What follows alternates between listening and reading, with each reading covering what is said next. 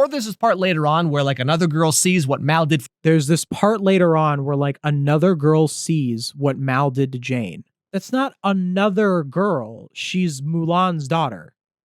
They're all a descendant. Do you think that this is just a random like background character? She said who she was in this scene. That is inexcusable to refer to this character as just another girl. That just like proves he was on his phone. Like, dude was not fully paying attention to the movie. We learn that during the prince's coronation ceremony, the fairy godmother is going to use the magic wand for something, and everyone gets to attend. So finally— Wait. I'm sorry. What did you just say?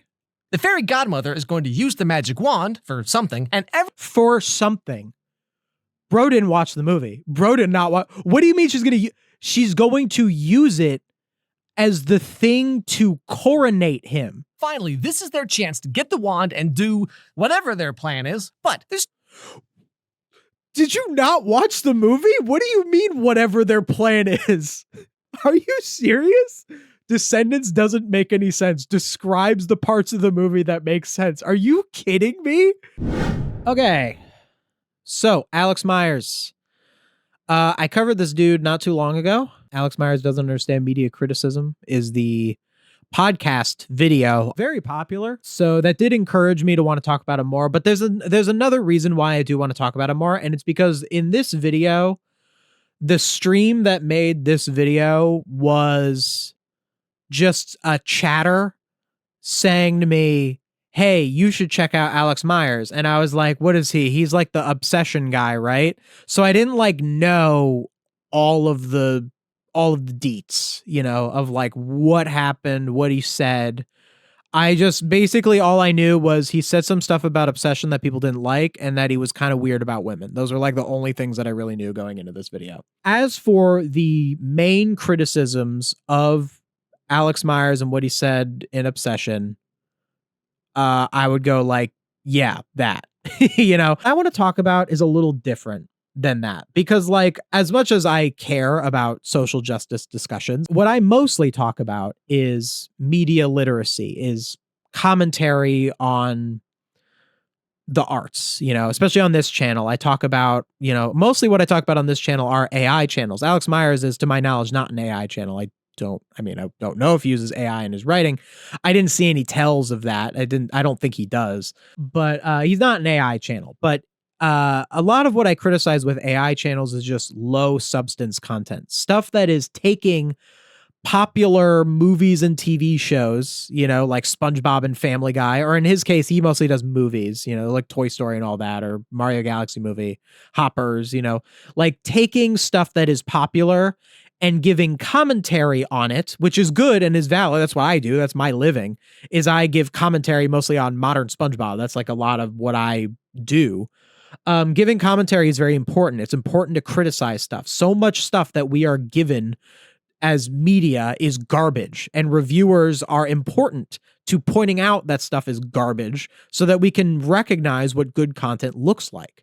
But some people, and I think Alex Meyers is one of those people, takes that very important part of the media landscape, which is criticism of media, and I think that they take advantage of that a little bit. They take the fact that you can say that your video is criticism when what you're really doing is you are just kind of playing clips from the movie, sort of recapping the movie, making a couple bad jokes, and then making money off of the face of the movie that you're criticizing. Like, this is not that far off from what No Villains Are Safe does with how many skills does Homer have. This video is just a bunch of recapping of times where Homer Simpson did things in The Simpsons. That's this whole video. It's not substance. It's not criticism. It's not anything like that. And Alex Meyers is certainly not as bad as an AI channel like that one. Like when we looked at the Mario Galaxy movie, there were certain kernels of trying to be critical. You know, there were certain things, but it just wasn't really there. Anyway, we will see more of that as we go into him. Also, Alex Meyers has not posted in 3 weeks other than this members only 3 days ago. That's interesting. But this guy posts like a lot, like at least once a week. He's so the fact that he hasn't posted in 3 weeks is because of this obsession stuff. I think this video came out after his obsession video. They were rough on him in the comments. And now 3 days ago, he's a members only video. It's just weird behavior. Anyway, I don't want to get too much into all of that stuff. What I want to get into is, was Alex Meyers, who has been around for a very long time, oldest video is 11 years ago. I mean, look, if this thumbnail gives you an idea of how long this dude has been around, he's about, like 10 years old. When he start like doing like real stuff? Oh, he used to do like more like philosophical stuff. I did not know that. Look, his like earliest videos. What is success? What does success really mean? Minimalism. And then my biggest problem with 13 Reasons Why, I guess that's what blew him up. That's a media criticism. What happened to Pixar? Okay, and then the media starts to come in. Yeah, a lot of media stuff early on. Anyway, I'm not going to get into his whole history. But anyway, he's been around for a long time. So like, was he always trash? Like, was he always a bad content creator? Like how we see with his obsession video or with the Mario Galaxy movie video that I went over? I think a good benchmark for us to look at would be his most popular video, his most viewed video ever in his about a decade of being on YouTube, in getting he had over 4 million subscribers. He lost them from the controversy. So in all of these 4 million subscribers, his most popular video is Descendants Doesn't Make Any Sense, from 7 years ago. This would have been 2018 or 2019, depending on what part of the year he posted it. I watched Descendants. I rewatched Descendants. And I also watched Obsessions. Before we get into it, I actually know like a crazy amount about Descendants. I have a lot of knowledge of the Descendants film franchise, specifically Descendants 1. This was actually, this past weekend was the second time I viewed the film. And the reason for that is because I was a youth theater teacher for a few years, and we used Descendants. Descendants isn't like a show that you do in youth theater, but we used Descendants as like a summer camp where like the kids sang songs from Descendants. So like we used Descendants to teach kids about musical theater, basically. So I know a lot about Descendants because of that. So if you're shocked by my knowledge of the lore of Descendants, that's why. Anyway, let's get into it. I also noticed that in the more recent ones we watched, he like when he has the footage on screen, he puts himself in the corner with like a popcorn.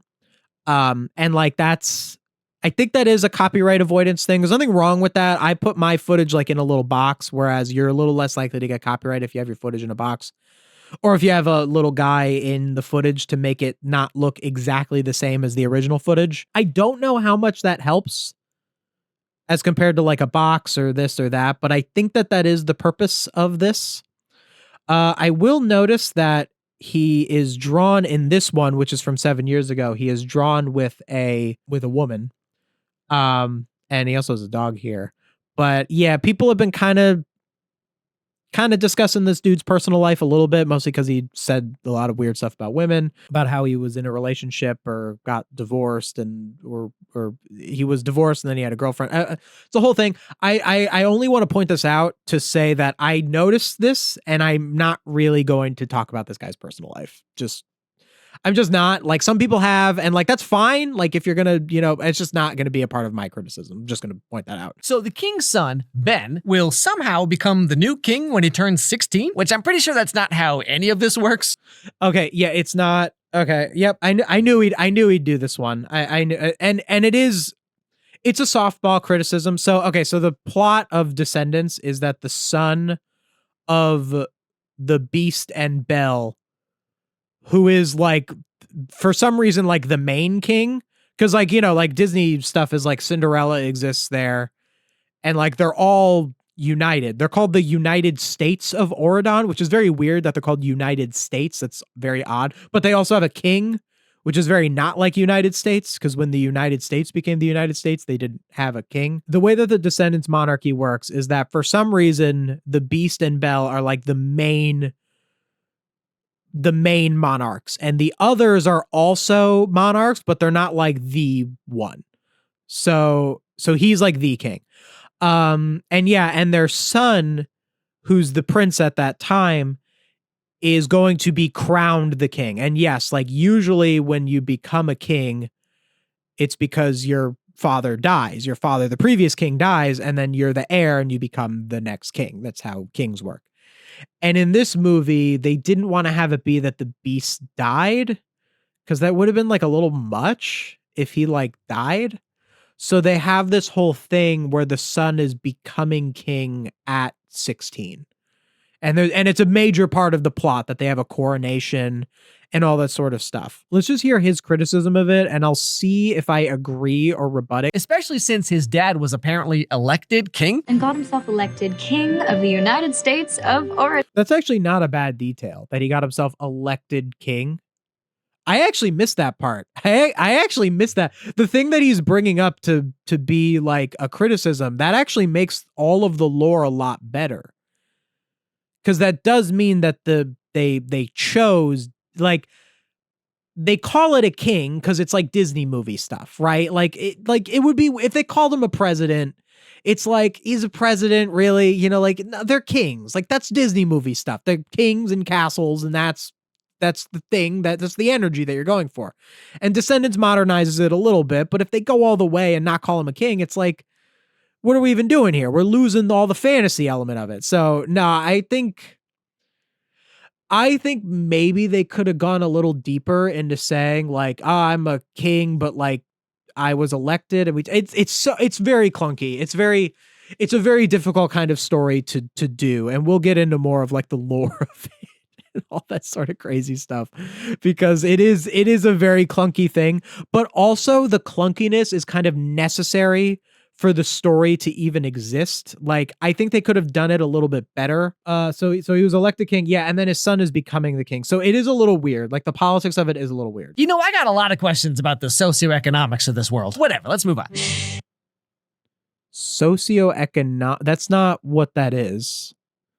Socioeconomics is social interaction compared to, you mean you have a lot of questions about the way that the state is run. I don't know why you said socioeconomics. That's not what state structure, state function. I'm trying to think of the actual word, but it's not socioeconomics. He rounded up all the villains and sidekicks, basically all the really interesting people, and he booted them off to the Isle of the Lost with a so much footage. Magical barrier to keep them there.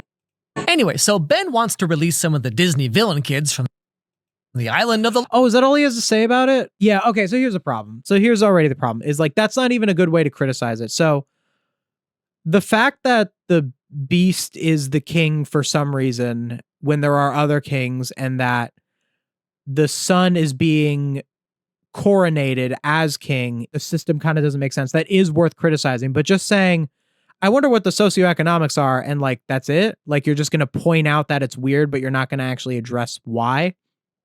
This is where we get into CinemaSins tier territory. And again, I haven't gone over CinemaSins yet, so I don't know how bad or how okay CinemaSins are. I'm kind of assuming that they're pretty bad. People do not like them, but I do have to watch them myself to properly judge them, which will be coming soon. That is going to be an upcoming stream. Damn, why are you even throwing the kids in the land of the lost or whatever? They didn't do anything wrong yet. That is the plot of the movie.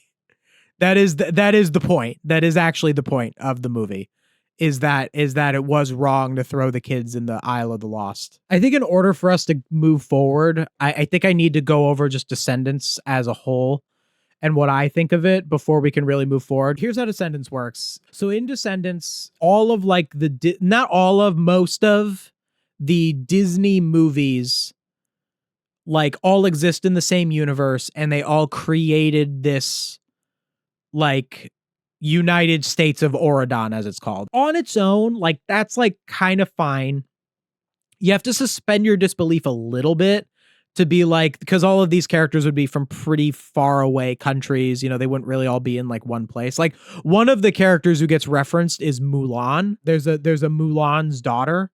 So like, that's a whole other implication, is like, they conquered China, like it does open up these sorts of like questions. Another thing about Descendants that's very weird is that when they refer to like a character, like a previously known Disney character in universe, They refer to the characters almost as though they're fictional characters, not as though they're real people who actually did things in the world. Like the reputation of the characters in the story of Descendants is more so aligned with how their reputation would be to the audience. So I'll give you a good example of this in action.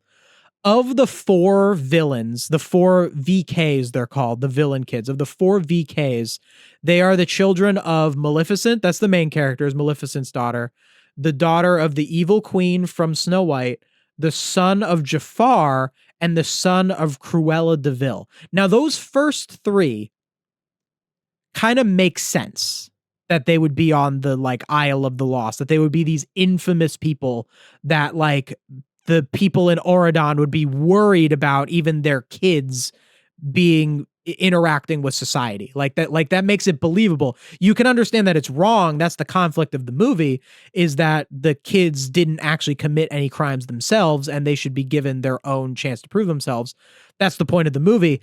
But because of that relationship between the reputations of their parents and who they are, you can believe that there is an apprehension from the people of Auradon to allow that to happen.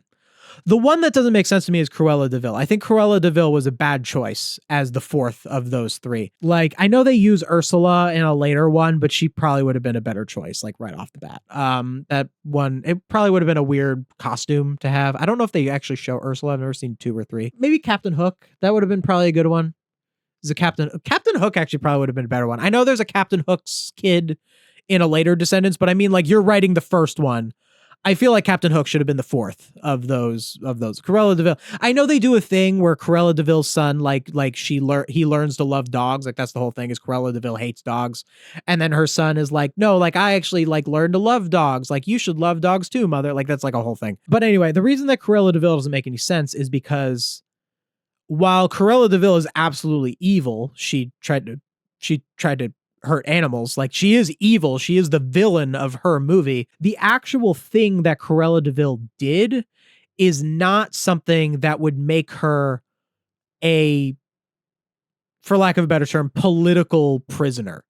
You know, like Maleficent and Evil Queen and Jafar, these are people who did something with the politics of their world. And the movie is a little bit about politics. It's about the power. He's becoming the king and all that sort of stuff.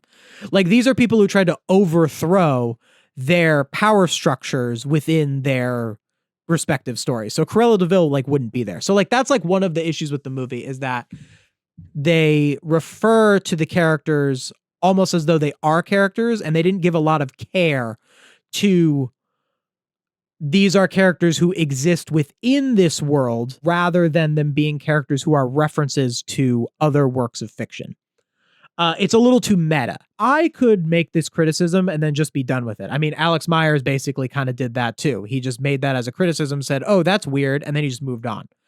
But why does that actually matter? Like, why does it matter? Because you could rebut that pretty easily. You could go, well, like, yeah, like, it's a little weird, but like, the kids love it. The kids enjoy it. They enjoy the movie. They enjoy the songs. They enjoy all this stuff. And that's a bad rebuttal, but it's a bad rebuttal because I made a bad argument. Because the actual reason that it matters for these characters to exist in a way that makes a little more sense than, oh, they're there, they're the fictional characters, we should just accept it. Yeah, they hate Cruella de Vil as much as they hate Maleficent, because Cruella de Vil was the villain in a movie, not because Cruella de Vil actually committed certain crimes that made her infamous. Another thing with that too is just slight tangent, is like, do people even know what Cruella de Vil like did? Like, don't only like the dogs know? And like, even if they did, she would have just like gone to jail. It's been a while since I've seen 101 Dalmatians. Anyway, Cruella did not commit treason. These other 3 characters, Maleficent, Evil Queen, and, well, Evil Queen was a queen, but like, still, she like tried to kill someone. So she was a political figure who tried to kill someone. That's a big deal, you know, like in terms of politics. Maleficent tried to, what did she try to do? She tried to kill a princess, Maleficent. That's treason. Trying to kill a princess, that's treason. Jafar tried to steal power from the Sultan. That's treason. You know, that makes these characters different. And a little kid's not going to think about that. But if your story is more coherent, if your story is a little more tight, it actually does have a positive effect on even the younger viewers viewing the movie. So the point of this movie is for the audience to empathize with the children of the villains, for the audience to look at them and understand that they're flawed because of their upbringing, but understand that they can make their own choices. This is a very important story to tell. And using Disney characters in order to tell that story and combining it with like High School Musical-esque, drama is actually kind of brilliant. I actually think that Descendants as a concept is not a bad idea. I think it's different from like Disney live action remakes. Like Disney live action remakes are a bad idea because they're telling the original stories of those Disney movies, and those original stories don't make sense in live action because of certain elements of those stories. This is telling a new story using characters that are referenced from these already established properties, and that makes it meaningfully different. And that also makes it kind of read decently well in live action. There's a couple of parts where the live action stuff makes it a little odd, but I think all in all, I think it really does read pretty properly. Anyway, I'm going on and on about Descendants. Don't worry, we're still going to criticize Alex Meyers, but we have to understand like what good criticism sounds like to hear bad criticism. So you can engage with the story better if it's just more tight. If these things about like the king thing, to be fair, she did say that he was elected. I think in the end, I'm kind of glad she was there because her son was a really interesting character. Oh, the Cruella de Vil. Yeah, but it could have been the same actor and he could have just played Captain Hook's son. I think I would have given him more to work with. Like, these things do matter, but they don't matter. Like, a lot of times when people make these sorts of criticisms, like the politics of Descendants doesn't make any sense, they think of it in terms like, oh, the kids watching don't know that. And they don't know that. But what kids do notice is that the movie is clunky. Like, a movie being clunky, a movie having poor world building does get noticed. They don't know why they're noticing it, but it is noticed, if that makes sense. And the whole movie just being a little clunky in its presentation of the world does affect the viewing experience for anyone of any age. It doesn't mean that the movie's complete trash, by the way. There are things about this movie that I think are very positive, but yeah, I do think that's clunky. And it is clunky that the son is becoming king. Like, I think they could have wrote around that in a certain way that could have worked a little better. Anyway, so Ben wants to release some of the Disney villain kids from the Island of the Lost and let them come to his high school. Because when you see a 2008 Justin Bieber haircut in 2015, okay, you know this guy's a risk taker. Just a bad joke.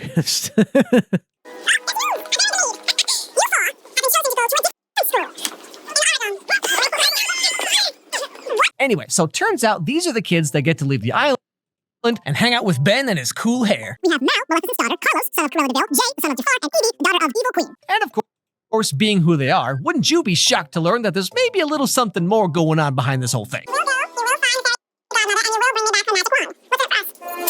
How about you and me, baby? Do you enjoy watching innocent people suffer? It's just recapping. All that and so much more. So long story short, the kids get picked up in a magic limo and Long story short, I think you did the long version. You just showed a lot of clips. And you just explained the names of the characters and not anything about like who they are. where they're greeted by Ben, the kid from before, the fairy godmother, I'm fairy godmother, headmistress. The fairy godmother? As in bippity boppity boo? That was a long time ago. It's just way too much footage. They're greeted by the fairy godmother, and it just shows the extended scene of her meeting the fairy godmother. Like, what is this? And as I always say, don't focus This is a 16-minute video, and so much of it is showing extended clips of footage. There's actually a lot to say about how this movie works and like how it could have been done better and how certain things about like listen to how much I just went on about it. And like, it just seems like most of it is just playing clips for extended periods of times to establish they got to the school and they met the fairy godmother. Like, we don't need all of this.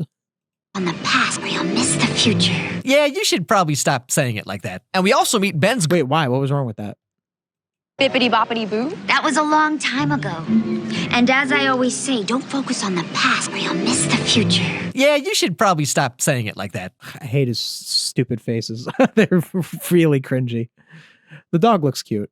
I like the dog design. So this is another problem with, I talked about this in my last Alex Meyers criticism, is sometimes when you're looking to meet a quota of making jokes, you just end up, first of all, like there's a weird blurred line between like jokes and criticism. And I think that that's kind of a problem. Is like, first of all, okay, so you might say one defense I saw of Alex Meyers is like, oh, like his videos are just supposed to be funny. It's just supposed to be him watching a movie and making jokes about the scenes. And first of all, he's very not funny. He just isn't. But also, like, I guess that could be valid content if you like did it right. But like, he's clearly purporting himself as a reviewer. Like, he's not saying this is a comedy video where I look at scenes in a movie and make jokes about them. Like, because that wouldn't make him successful. That wouldn't work. You have to, the video is called Descendants Doesn't Make Any Sense. So that means that the criticism is supposed to be that the world doesn't make any sense. There's things about it that doesn't make any sense. And he said that the thing about the king was weird. That's what he said so far. But he didn't really say why. He just said that it was weird. He didn't say why that mattered. He didn't even really say why it was a problem. He just kind of pointed it out and was like, that's odd. And like, I just don't think that that's enough. So then you get something like this. So let's think in the context of what I just said, his criticism of this line from the fairy godmother. I always say, don't focus on the past or you'll miss the future. Yeah, you should probably stop saying it like that. You should probably stop saying, why? It was she's a quirky character. It's like a cartoonish world. That was a fine line delivery. I don't understand. Like, he's literally just saying that because it's like, that was a weird thing for someone to say. So why don't I just go, you should probably stop saying like that. That's a weird, like, it's so a joke just for saying a joke.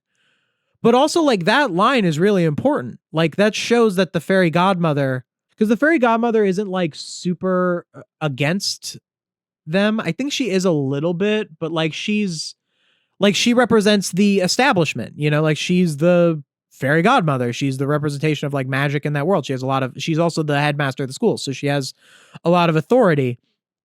And what she's saying there, don't focus on the past or you'll miss the future, is the point of the movie, that they're focusing on the past with these characters and what their parents did and not looking to the future about how they could be better people. Like, that's like the point of, and I think the fairy godmother learns, there's like a scene where the fairy godmother sees firsthand like how awful their parents are. It's actually kind of an impactful scene that's later on where like they're like on a video call with all their parents and they're like being awful, and the fairy godmother's like, oh, I'm like so sorry you had to deal with that, or something like that.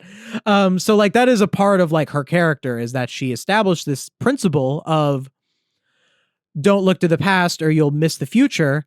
And she wasn't really thinking that enough with the VKs, and then she learns to be like, you're saying, you probably shouldn't say it like that, to a line that's actually a good part of the movie. And you're just missing all of that by saying, oh, she delivered it cringy. And it's like it, and this is another thing. This is another big problem with him. So when you critique media, you have to critique media from the standpoint of it being the kind of media that it is. So like Disney Channel movies are a little cheesy at times. And you shouldn't critique Descendants by saying that Descendants should be like a different kind of movie. Because basically that's what he's saying with this. I mean, he's not really, because he's not thinking about saying anything. He just thought, I'm going to say that's a silly way to say that. You shouldn't talk like that. That's what he was thinking when he wrote this joke. But what that joke actually communicates is the way that the fairy godmother delivered this line in this silly way is not a way that an actor should deliver a line. And it's basically saying that the way that actors deliver lines in silly, cartoonish ways in these Disney Channel original movies, he does not recognize that there is a value in that, and that is a thing that we should not do in movies. She should deliver this line normal and seriously, because that's what live action movies should do. The problem is that there's no argument for that. There's no argument against the existence of Disney Channel original movies. In fact, there are many arguments in favor of the existence of Disney Channel original movies because they can teach good lessons. The songs are things that young people get excited for. It's a way for young people to engage with feature films that are more designed for their age group to enjoy, that aren't specifically animated films. Like, there are a lot of positives to the existence of Disney Channel original movies. Now, does that mean that they're all masterpieces? No. And there are definitely ways that you could criticize them and say that they could be better. But they should be better as a Disney Channel movie, not they should be better as in they should be like a different kind of movie. Like, people will say this a lot when I criticize modern SpongeBob. They'll be like, oh, it's a cartoon, just let it be a cartoon. I'm like, no, I'm judging it as a cartoon. I'm judging it as a kid's show. And you should look at this movie the same way. And this is also what people said to him about how he judged romance movies. He would judge a movie that's supposed to be like a romantic story, and he would judge it under allegedly. I actually haven't seen this whole thing. This was when we looked at his comments on his Bridgerton video, but people were saying that he looks at like these romantic movies and he judges them in a way that is saying that they should be like a different kind of movie rather than judging it as a romance movie, rather than saying, so like the only way to argue against this line is like, let's say you were going to argue against the existence of this line. Say, don't focus on the past or you'll miss the future. Like, if you were going to make this face towards that line, you would have to argue that that line delivery takes away from the energy of this movie. And it doesn't. It just doesn't. It would take away from a serious movie. If you were watching like a horror movie, well, maybe a horror movie would work because it'd be like they're being creepy. So that's not a good example. But if you were watching a drama, you know, that was supposed to be really serious and a character delivered a line like that, then yeah, that would not really read very well. On the standards of it being a Disney Channel original movie, that is a good way to deliver the line. And we also meet Ben's girlfriend, Princess Audrey, who smiles way more than any person ever should. This is the face you make when someone tells you to smile, you know, and you're just like, is this good enough? You'd look prettier if you smiled. Okay, so cool. We got a little sexism. Wasn't sure if it was going to be there all the way back then. Okay. Oh, it's just jokes, bro. No, his criticism here is that this actor smiles too much as the character. That's his criticism. So that's the point of the character. This character is supposed to be like overly, she's toxic positivity. This character is a toxic positive person who's always like, oh, like, isn't everything great? Isn't everything the best? But she's the one who hates the VKs the most. A little bit because of personal jealousy, because there's a whole like love triangle thing with the, you know, with her and the king and Mal, and that's a whole thing too. But like, she is ideologically against the VKs being in their society, and the fact that she smiles so much is actually a part of that. That is a part of the character. So he makes a bad criticism about how the character smiles too much, when that is literally the point of the character, is that she does smile too much. Like, that is a thing, but you're mocking, like, you understand you're mocking the person, or you're mocking the character. Maybe you're mocking the actor a little bit, but maybe it seems like you're mocking the character. Like, that's the point, is that she smiles too much. Like, I mean, seriously, this is the face you make when someone tells you to smile, you know, and this is the face you make when someone tells you to smile. You're just like, is this good enough for you? Is this good enough for you? Okay, like, this is... First of all, you shouldn't tell people to smile. Like, I know that he's kind of drawing this guy like a caricature. You'd look prettier if you smiled. Like, I guess he's supposed to be a jerk for telling her to look prettier than she smiled, but the butt of the joke is the girl who's being told to smile, that she's smiling weird when you tell her to smile. This is Audrey. Princess Audrey. Girlfriend. Hey, you know what? I totally did not blame you for your mother trying to tell my parents and stuff. Oh, my mom's Aurora. So after this, the kids get tours of their new... Wait, you showed that much footage and you're not even commenting on that? Are you serious? Oh, is this supposed to show that she smiles so much? Okay, so we got 316. Smiles way more than any person ever should. Like, I mean, Who smiles way more than any person ever should. seriously, this is the face you make when someone tells you to smile, you know, and you're just like, is this good enough for you? Let's just hear that again. I think we need to hear that again to really, really, really understand it. And then he puts in, this is all footage 20 seconds. That is 20 seconds of footage from the movie, I guess, to prove that she smiles too much. And of course, they don't like them because they're all nice and clean and gross. But they got more important things to worry. That was not relevant to anything. They get new rooms and they don't like them. Do they? Wait, do they not like the rooms because they're... Is that a line? I think that is a line. I think Mal says something like, "Oh, it's so gross." Yeah, I think there is a line like that. But like, what does that have to do with anything? Why would you bring... Like, literally, it's just... Anyway, so after this, the kids get tours of their new room tour. He made he put it on a screen. He has his little guy move, which is probably a reused animation anyway, but he has his little guy move. It says new room tour. New dorm rooms and everything. And of course, they don't like them because they're all... And then he has this weird frame of what's supposed to be Mal because of the purple hair saying they don't like the room because they're icky. You might as well, you just showed 20 seconds of this clip. Why not just show the clip of when she says the room is gross?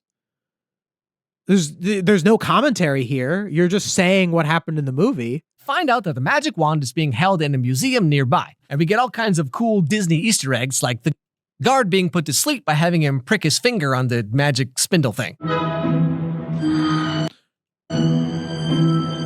Prick the finger, prick it deep, send my enemy off to sleep.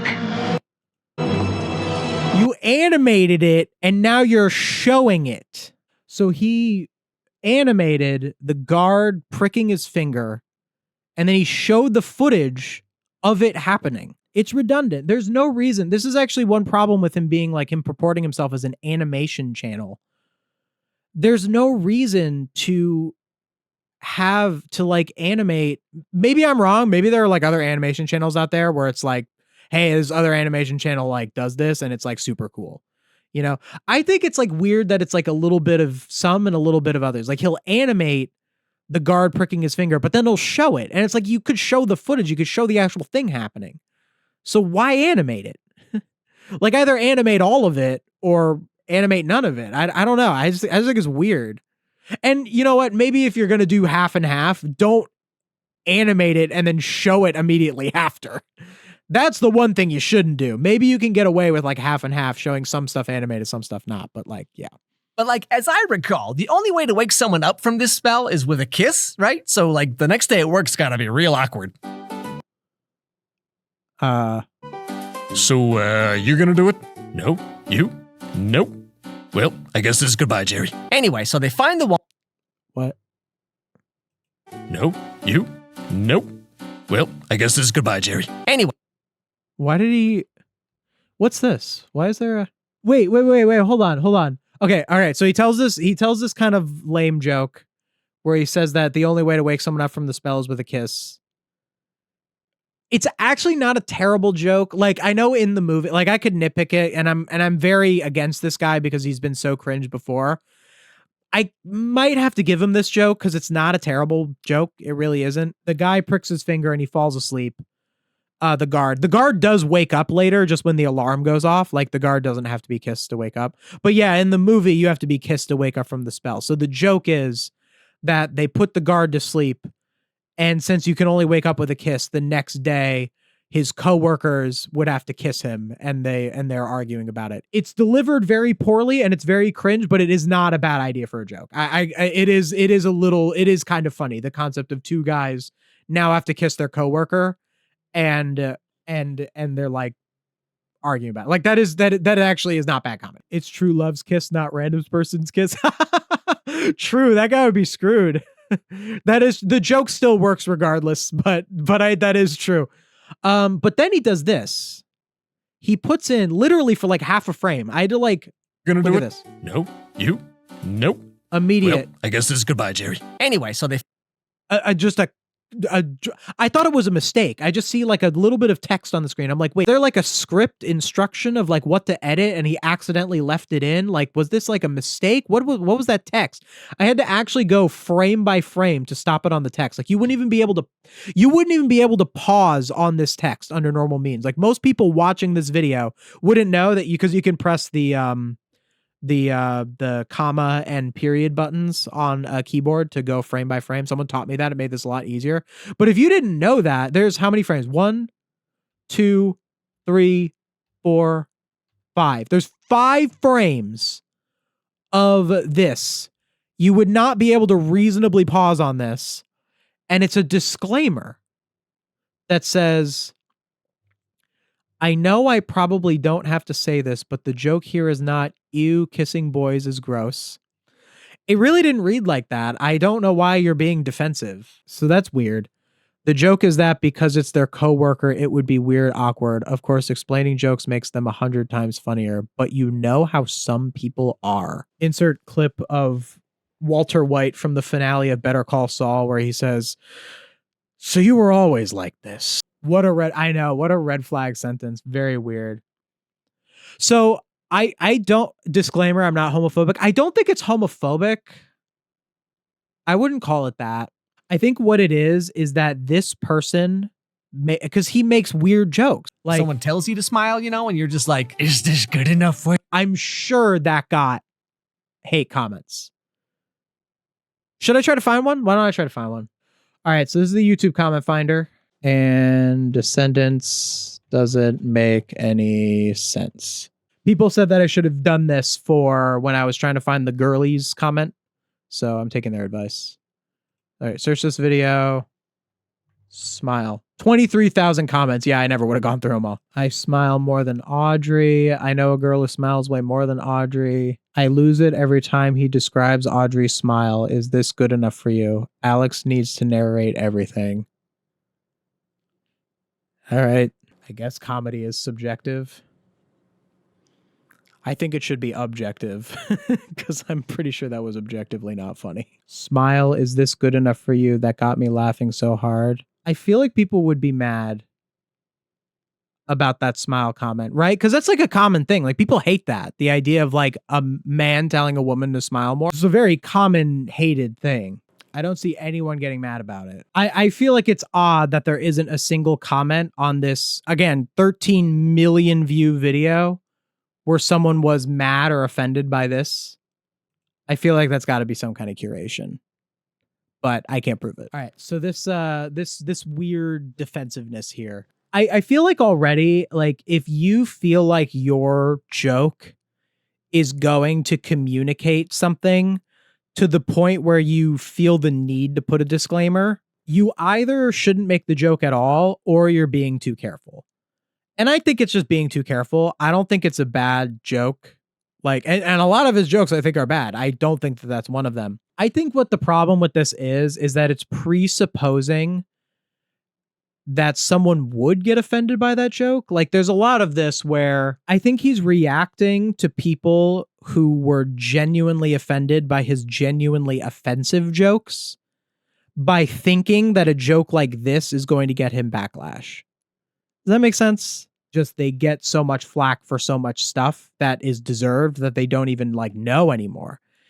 And it also is like this idea of like, but you know how some people are. Like it's such a, like I know that there's definitely times where the some people in that scenario were being overly sensitive. That does exist. There are people who are overly sensitive to certain things.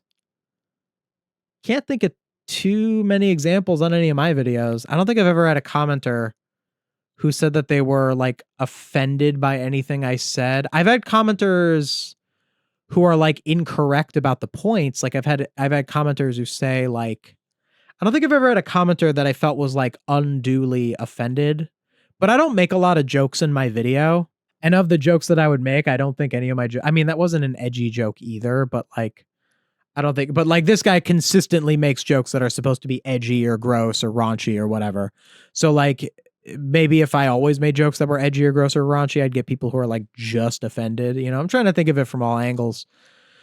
But you know how some people are. I just don't like that. I just think that's really like that is true about certain. Like if I said, you know how some people are like they look at your video and they don't have any actual counter arguments for it. They just like get mad because they don't like people like talking about they don't like people having really deep media criticism. Like, you know how some people are like, you know, like that's I don't think I'd word it exactly like that, but that's like a thing that I could say because there are people like that. Anyway, so they find the wand and try to take it, which sets off the alarm, but they all manage to escape just in time, which is really impressive because, like, how do you even run in these outfits? Now, the next day, How do you even run in these outfits? Like, this is... Descendants doesn't make any sense. We're 5 minutes in. He said, it's weird that Ben's the king. Valid criticism, but he didn't really go deep enough into it. And how do they run in their costumes? Because they're costumes. Because they're costumes is why. Because it's not a part of the story. Is it really is this? No. Hold on. Is this what you want? Is this actually what you want? You want them to go to the costume designer and say, hey, we need these like really awesome costumes for our main characters who are supposed to be the children of Disney villains. But you also have to make them aerodynamic so it makes sense that they're running away in the running away scene. Like, is that actually what you want? Is that actually what you're interested in? And of course he's not. He's just being sarcastic. Oh, it's just a joke, bro. But like, why even say it? Why? It's not funny. It wasn't enjoyable. It doesn't like it just you're just wasting time. You're just saying stuff to say stuff. It's also a little bit getting away with recapping the plot. Like, think about it. Here's how this went. Here's how this whole section went with the going to the museum to try and steal the magic wand. find out that the magic wand is being held in a museum nearby. We find out the magic wand is being held in the museum nearby. So they make their way over to the museum. They go to the museum. And we get all kinds of cool Disney Easter eggs, like the guard being... We get Disney Easter eggs. The guard gets pricked. Joke that he was worried would offend people that isn't very offensive. ...on and try to take it, which sets off the alarm. They set off the alarm. But they all manage to escape just in time, which is really impressive because, like, how do you even run in these outfits? Now, that is about 40 seconds of this video. Just a decent amount of 40 seconds in a video of a 16-minute video. 40 seconds of it is zero substance recapping the part where they go to the museum. They go to the museum, they try to steal the wand, and they leave. And it also doesn't acknowledge the reason that even happens in the movie. The reason that happens in the movie is so that is because there's a part where Mal sees the statue of Maleficent, which for some reason, like, you could have even made a joke. You could have been like, for some reason they build statues of the evil people, like, you know, because that is a weird thing. Like, there's a part in their museum where they have like a statue of Maleficent and be like, she's so evil, but like they built a statue of her. It's a little silly, but it's also an excuse for them to do the song because the statue comes to life. It's Mal imagining the statue coming to life, and there's the whole song where Maleficent says like, it's the you should be evil song, basically, is the song. That's like the important thing that happens in that scene. You just glossed right over it. Like, in favor of recapping the guard getting his finger pricked so you could make your joke that you're worried about and saying that how can they run in their outfits? They make statues of evil people in real life too, though. Well, yeah, but the people who make statues of evil people think that the people aren't evil. That's why they're making the statue of them. Like, in this, it's implied that the people who defeated Maleficent, or like the people who are on the side against Maleficent, who think that Maleficent is evil, built a statue of her to like show who she is. The next day is the kids' first day at school. And of course, you know, things start out a little awkward. Hands you a crying baby. Do you A? Curse it. B. Just whole extended line. How does he not get copyrighted for this? You could put this much footage from a movie and not get copyright? That's crazy. I'm so careful. I never do more than 6 seconds. Get in a tower. C. Give it a bottle. Or D. Carve out its heart. But as luck would have it, Mal runs in. Wait, what was the point of that? You're just moving on. You just say it's the first day of school and it's really awkward, and you show the extended line of her saying all of the options. Like, the part of this scene that shows the thing that you're talking about is when Mal answers the question and she answers it right, and she goes, "Oh, I just picked the one that sounded the least fun," which shows that they're still like evil at heart, but they know how to navigate the school to make it seem like they're good. Why would he say it's awkward for them on their first day of school and then show an extended clip of the teacher asking a question? What is the point of that? Runs into Jane, the fairy godmother's daughter, and she pretends to be her friend and gives her nice hair, you know, the foundation for any good friendship, as I always say, in hopes. Yeah, is that a joke? What do you mean? Foundation for any friendship. She pretends to be her friend and does her hair, the foundation for any friendship. You're saying that that's like weird. Well, it's not that doing someone's hair is a part of any friendship. It's that Mal used a magic spell to do her hair because she was trying to manipulate her into saying that she should get her mother's magic wand, which can do more powerful magic. In hopes that she will somehow help get the wand, I guess. Why are you criticizing the parts of the movie that make sense? There is so much about this movie that doesn't make any sense. I was so ready to have like these discussions about like the lore of Descendants and like the parts of it that actually don't make sense. Like I really thought I was going to agree with you more on this. What do you mean? Dude, that's like super explained in the movie. Were you even paying attention? She does her hair and then the daughter of the fairy godmother goes, oh, like, can you make me like even more? Because the daughter of the fairy godmother is really concerned with her own appearance. That's like a big part of it. The movie is actually a little bit mean-spirited about it. I don't think the movie did a great job of portraying her insecurity in a way that like it was trying to be serious about how like Jane should not be that's the fairy godmother's daughter's name, Jane, that she should not be so concerned with her appearance. That's the good part of the message. But there also were scenes where like her appearance was kind of like the butt of the joke. Like there was one part where at like the end of the movie at the coronation, there was like she was like on the news when they're doing the coronation. They're like, what is wrong with Jane's hair? Like, because Mal turns her hair back because she gets mad at her, so her hair goes back to normal. They like kind of like make fun of it or whatever. And it's a little clunky. It definitely wasn't handled with the utmost care, but it was trying to say something positive about like she's insecure about her appearance, basically is the point of the character. And she wants Mal does her hair and she says, oh, can you do like can you make me prettier? And Mal goes, oh, I can't, but the fairy godmother's wand can, because that's more powerful. That's literally the manipulation. Like plot wise, you can't poke holes in that. I just kind of poked a little bit of a hole in like that no, because the message there is fine. You could do that plot, and if you just tone down a couple of jokes at Jane's expense, you might have actually had something there. But it's like that is not Descendants not making any sense. That makes perfect sense, actually. Oh, I can't. Not like your mom with her wand. Wait, you put in the footage that explains why it makes sense. I just don't understand why you can't make me beautiful too. Do you work? I like how there's an animation of his hand eating popcorn. Like he has that ready because he shows overextended amounts of footage so much that he has I never show more than 6 seconds of footage. So if I had a little guy in the corner with a bag of popcorn, I wouldn't have an animation where he like eats. Maybe it would still fit, but like you could like, isn't that just an indicator of how much he just knows? He's just playing footage of this movie. He literally just said that didn't make any sense, and then he showed an extended clip that explains how it makes sense, and then he didn't comment on that clip. What is this? Evie starts to have a thing for Prince Charming's son, aka Prince Jay starts playing whatever this sport. Why is he Prince? What does that have to do with? Okay, sure. And Carlos gets scared by a dog. Why are you holding him? He's gonna attack you! Carlos, you've never actually met a dog, have you? You're a good boy, aren't you? I guess you guys have it pretty rough on the island. Let's just say we don't get a lot of belly rubs. Well, I would certainly hope not. What's going on in this movie? Or this is... What? Dude.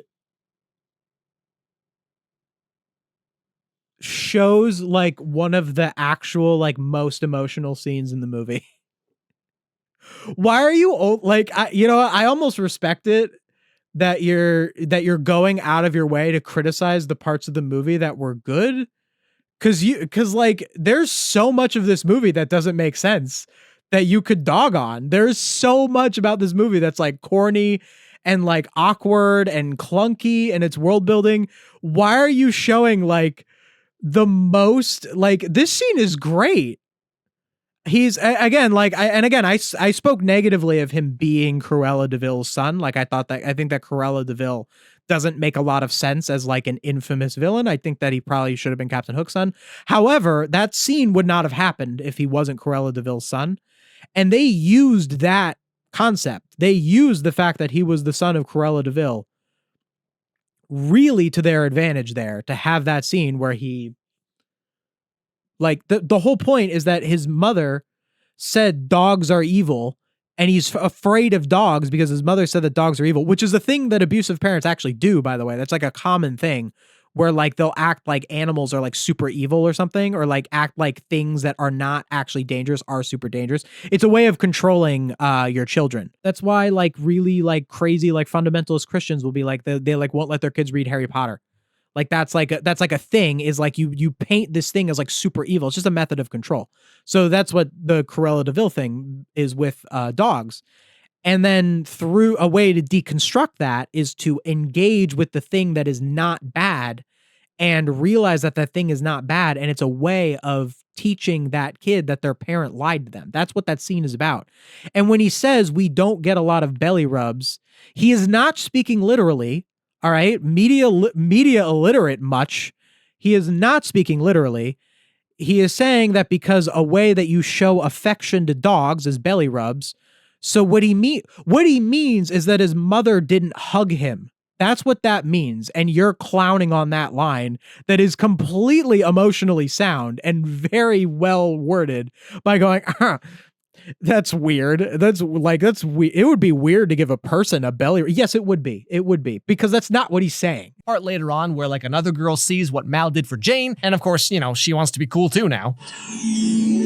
Wait, another girl. Wait, hold on. Did you just say? Or there's this part later on where like another girl sees what Mal did. There's this part later on where like another girl sees what Mal did to Jane. For Jane, and of course, you know, she wants to be cool too now. That's not another girl. She's Mulan's daughter. They're all a descendant. Do you think that this is just a random like background character? She said who she was in this scene. Descendants is very good at telling you which character is which character's kid, because Descendants does not care about it being really awkward the way they bring it up. So there are so many instances in this movie where a character will just state whose kid they are. Like he'll be like, "Yeah, I'm Dopey's son." Oh yeah, that's the son of Prince Charming and Cinderella. Hi, I'm Mulan's daughter. Like that is a very it's very clunky writing. They could have done it better for sure, but at least they make it clear who they are. Like that is inexcusable to refer to this character as just another girl. She's not just another girl. She is she is a descendant of a different character. That just like proves he was on his phone. Like dude was not fully paying attention to the movie. And like missed details happen. It does. But that is, and again, this is 7 years ago. This is like not, you know, people have been calling Alex Meyers a content farm. I think that's kind of correct. It's hard to say. Content farm I think has different implications, but like even if he is like a content farm now, if you could use that term to refer to him. Like I was even thinking of it like, okay, like he can't keep up with the output. You know, like he got big, he got to millions of subscribers. He's been around for 10 years. 7 years ago, he did this video. Maybe that's better. But no, even back then, even 7 years ago, not that far into his career, he still was not paying enough attention to his movies he was reviewing. Like, I don't know how you could miss that this is Mulan's daughter unless you're like on your phone. At the very least, like maybe you could miss it if you were a casual viewer, if you were just like, oh, like this is that cool like Disney princess movie. And like maybe afterwards you'd be like some girl and be like, no, that was Mulan's daughter. Oh, that was Mulan's daughter. I must have missed that. But if you're a reviewer, you're watching this movie, you're putting it on going, I'm going to make a video about this. I don't know what his expectations were views wise back then. I don't know if he knew this was going to be his most viewed video by the over 10 million. You know, at the time, but like still like ridiculous. Now I'm cool. What? That's all it takes? I've been doing it wrong this whole time? Anyway, so later. Okay, so again, like that's not respecting what a Disney Channel movie is supposed to be. That is basically saying that movies like this shouldn't exist. A little bit, maybe I'm stretching a bit. Yeah, I know he's just trying to make a stupid joke in the moment, you know, but like the point of that joke is that you are criticizing that moment. You're saying that that moment doesn't make sense. If you're a writer on a Disney Channel original movie, you understand that that's a line that's going to resonate with the main age group that's watching that movie. You absolutely are going to understand that. You know, I think that kind of the problem with the way that Alex Meyers is critiquing this movie is that he's critiquing it in a way where he just doesn't respect the existence of this movie. And why would he? Why would he respect the existence of this movie? This movie is a means to an end for him. How can this movie get me views on YouTube? That's all this movie means to him. And look, like, you don't have to have Descendants be a meaningful part of your life. I mean, it's not even that good of a movie. You can criticize this movie. I would have a lot of criticisms of this movie. It seems almost like I'm fully defending this movie. There's so much wrong with this movie. But I think the difference between me and Alex Meyers is that if I were to criticize this movie, and I do criticize media a lot where I say it shouldn't exist. I actually said it in my most recent video, my most recent SpongeBob video, where I said that like certain modern SpongeBob episodes are like so low substance that they just kind of shouldn't exist. I wouldn't say that about Descendants. I wouldn't say that about, not any, I haven't seen all of them, but I wouldn't say that about most Disney Channel original movies, if not all of them. I don't know. I haven't seen them all. But like, what I would say about Disney Channel original movies, or Descendants specifically, is that it should be a better version of a Disney Channel original movie, which would mean that it would still have lines like that one where she said, "I'm cool now," that it would still have moments like the fairy godmother being all quirky, that it would still have like all of these, you know, the wacky songs and the crazy costumes, all this sort of stuff. Well, crazy costumes is more because this is more like a fantasy movie, but it would still have those things. It just would need to have better writing. You know, you just tighten up the scenes a little bit. A lot of the dialogue in this movie is very clunky. He hasn't talked about that at all. He hasn't talked about the structure of certain scenes and how they struggle to let you in on what the characters are feeling. He hasn't talked about how the concept of having Disney villains and Disney heroes and their children in the future, how that is used to communicate the themes. And the reason that he hasn't talked about that is because he doesn't understand those things. He is not media literate. He just doesn't engage with film that way. Like, he just literally does not engage with the stuff that he watches. Any of it, good or bad. But I think with this, it's even worse, because with a movie like this, like, he might engage with that I don't know what kind of movies he's into, but like if he watched like The Godfather, you know, I do not care for The Godfather. It insists upon itself, Lois. It insists upon itself. Let's say if this dude like watched The Godfather, because that's a movie that would like inherently like have his respect, I think he would probably look at it with this sort of eye of like, oh, like that's like what that means. I don't think he'd be very good at it. I don't think he'd have a super good critical analysis or a good understanding of the story or the characters or the themes, but he would at least not go into it with a certain kind of bias that would cloud his judgment. I think with this one, he looks at Descendants and he goes, stupid Disney movie.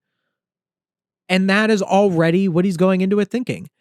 And I look at Descendants and I go, I don't say stupid Disney movie, but I look at it for what it is, that it is I would say silly Disney movie that is, you know, all about like, it's low stakes. You know, I guess it's kind of high stakes, you know, they like kind of destroy, you know, it's kind of about destroying the world or whatever with the magic wand with Maleficent. But, you know, like it's supposed to be, you know, a lot of the movie's about the romance, you know, a lot of the movie is about the cute little moments and the remembering the Disney characters and the songs. And that's a big part of it, but there's still a story there, and there's still a story that it could tell. And there's still a story that it could have told better if it did certain things better. But you're not addressing any of that because you don't respect you don't have to respect everything that you criticize. You don't. You don't even have to necessarily respect the medium. You should respect the medium generally. Like, for example, I criticize modern SpongeBob very strongly. but I respect the medium of cartoons. Like I don't criticize modern SpongeBob because I don't watch cartoons and I think cartoons are stupid. I criticize modern SpongeBob because I love cartoons and I want cartoons to be better. This person, I think, just hates movies like this. Like I think, and like, sure, they're not for everyone. I don't know how much I've seen Descendants twice in my life for some reason. And the reason that I've seen Descendants is both times because of my job, actually. Funnily enough, they just were different jobs. The first time I watched Descendants was because I was a youth theater teacher and I needed to use Descendants to teach the kids. And the second time I watched Descendants was for this video, for this job. I probably never would have seen the movie otherwise. I probably never would have watched it. But as a reviewer, you need to actually analyze what it's supposed to be for people who it is their cup of tea. You need to separate the subjective from the objective, because making subjective claims of, ooh, I think this is cringe, I think this is this, it's just not valuable content. Okay, you think it's cringe. Cool. You think it's you don't relate to a teenage girl who is changing her appearance. That's fine. You don't have to. But you don't need to act like it's silly for everyone, because it's not. And you should recognize that that objectively is a line that works for the movie that it's made for. We learn that during the prince's coronation ceremony, the fairy godmother is going to use the magic wand for something, and everyone gets to attend. So finally... Wait. I'm sorry. What did you just say? The fairy godmother is going to use the magic wand for something, and for something. Bro didn't watch the movie. Bro did not watch... What do you mean she's going to use it as the thing to coronate him? It's because when someone becomes a king, they do a big ritual where they swear to protect the people of their kingdom. And usually it's a sword, right? Like, I mean, I know that's how you knight someone. Do you do that? They did in the movie. They do the motion with the magic wand. She takes the magic wand, she puts it on his shoulders.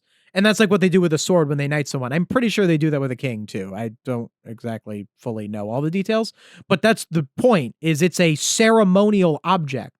Because it's an object of great power, so they use it as the representation of the thing that swears in Ben as the king. Now, if you want to criticize the fact that he's being sworn in as a king because his dad's still alive and he's still in high school, and like that's weird, which you said in the beginning, but you didn't say anything else beyond that. It's weird because it's a plot device, by the way. The coronation is a major part of the plot. It's where the climax of the movie happens. So they have this whole coronation thing looming over the movie. So in order for the coronation to even exist, they had to have this concept that Ben was becoming king. So because that's the plot point, they end up coming up with this clunky sort of reasoning for why he's becoming king that doesn't make any sense. That's the actual kind of analysis that you're supposed to do, rather than just saying, oh, he's like king. That doesn't make any sense. You're supposed to actually analyze why they made that decision, why the writers of the movie made that decision, and why that's a problem. Like I just did. For something. Finally, this is their chance to get the wand and do whatever their plan is, but there's... Did you not watch the movie? What do you mean whatever their plan is? Are you serious? Descendants doesn't make any sense. Describes the parts of the movie that make sense. Are you kidding me? Is it unreasonable for me to compare his videos to AI slop videos or the channels that farm content for views? Honestly, no. I don't think that there is a meaningful difference between this and No Villains Are Safe. What, just because No Villains Are Safe uses AI? Like, that's it? And like, No Villains Are Safe has... Of all the AI channels, I still think No Villains Are Safe uses AI. They have the most plausible deniability for not using AI. And I'm very sure, like there was one stream where was sure that No Villains Are Safe uses AI. Blue Shell Player, if you get the reference, you get the reference. If you want to see the evidence for that, watch How Content Farms Manipulate Their Audience is the one where I kind of proved that No Villains Are not proved beyond a shadow of a doubt, but it's my strongest evidence for why No Villains Are Safe is AI. But you know what? I am almost hoping that No Villains Are Safe proves that they aren't AI, because they're still trash, even if they aren't. AI is a part of those discussions when I talk about No Villains Are Safe or Sponge Truths or all of that. The problem with AI is that it makes content like this couldn't have been made with AI. Again, I don't know about his newer stuff, but this couldn't have been made with AI because it was 7 years ago. The problem with AI is not that it makes uniquely bad content. The problem with AI is that the only kind of content that it could make is of this quality, and it can make content like that way, way faster. But garbage content like this always existed. It always existed, and it will still exist. You just need to socially deter people from watching garbage content like this. That's the only thing that we can do, is we can point out how bad it is. We can encourage media literacy and looking at stuff with a more critical eye. The plan is very clearly explained in this movie for children. That's where you can make the argument this is a movie for kids. In this, because you didn't understand the plot. There are 8-year-olds who watch this movie, dude, and they would know why Mal wants to take the wand. It's because they want to take over Oridon. All of the villains are banished to this one island, and because they're villains, they want to take over the hero play. It's not hard. Up front, it's just me, my folks, and my girlfriend. Now, after hearing this, Mal's like, "What's that, girlfriend you say?" And goes off to the kitchen to start making a love cookie to try and brainwash Ben into dumping Audrey and falling in love with Mal. So this is actually funny in regards to obsession. So I guess this is the time. So we're getting to the plot point in Descendants where Mal made the love potion and it was in a cookie, and it makes Ben fall in love with her is the potion. That's the love potion. It makes Ben fall in love with her kind of against his will. This is interesting because of the whole context of the obsession thing. That's what obsession is about, is that the main thing that Bear did in Obsession is he wished for Nikki to love him, and that's kind of what makes all the problems. And that's kind of the whole thing, is that Bear didn't respect her consent enough to think about that when he made the wish. That's the point of the movie. And no, the fact that he didn't know that the wish was going to work is not really the right excuse. The point of that scene is that he didn't consider her autonomy. The whole reason that he's even flawed at all is that he even made the wish, even if he didn't think that it was real. To make that wish, I wish someone would love me, is still a selfish wish, because you are thinking, I don't need to change anything. There's nothing about me that makes that person not love me. They just should change to my will. That's the reason that movie makes sense. That's kind of the commentary of the movie. Anyway, this movie has sort of a similar thing happen, where Mal makes a love cookie so that Ben would fall in love with her. So first of all, she's kind of the bad guy at that point.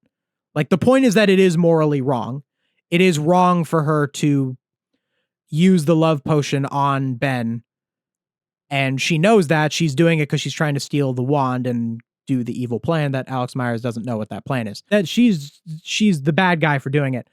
But you could criticize the movie for not really getting into how messed up of a thing that is. I know, like, love potions are like kind of a thing in, like, you know, like fantasy stuff. Like, it is a thing, but it is a little weird looking at it in that context. I think it's just because I watched this movie around all this obsession discussion, that it's like, because I probably didn't clock that the first time I watched the movie. And then by the end of the movie, he wears off of the love potion, and he genuinely does fall in love with her, is like a thing. So, like, when they actually do get together in the movie, it is not because of a love potion. And the only time she used the love potion was to try and get close to him, just to steal the wand. Again, she's still, like, she is the bad guy. Like, that's the point, is that she's the bad guy. But yeah, there are lots of ways that it wasn't handled well, though. To show you a little bit of his obsession video, which I have in this premiere file here, he actually mentioned that plot point in his obsession video. Bear is meant to be ambiguous, and you all are just over here like, Nyah! Like, are you? Bear is not meant to be ambiguous. Not meant to be ambiguous.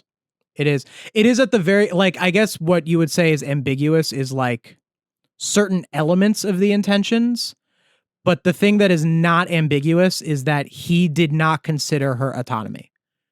That is the part that is not ambiguous. Even when he made the wish, if you make a wish like that, and I'm sure there are lots of guys out there that would believe that sort of wish, that would want that sort of, like, wish for someone to just love them.